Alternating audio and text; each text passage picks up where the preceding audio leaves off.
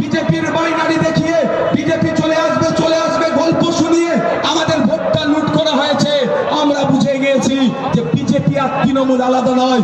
এই বিজেমূলকে আটকাতে গেলে, এর যোগ্য জবাব দিতে গেলে ইন্ডিয়ান সেকুলার ফ্রন্টের হাতকে শক্ত করতে হবে, বামপন্থীদের হাতকে শক্ত করতে হবে।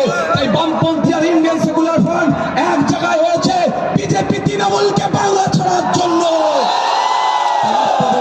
চাই সুষ্ঠু সমাজ ব্যবস্থা চাই, যে সমাজ ব্যবস্থাতে কেউ এটা বলার সাহস পাবে না যে রাত 8টার পরে মেয়েরা কাজে বের হতে পারবে না, এ বলা বন্ধ করার সমাজ ব্যবস্থা আমরা চাইছি।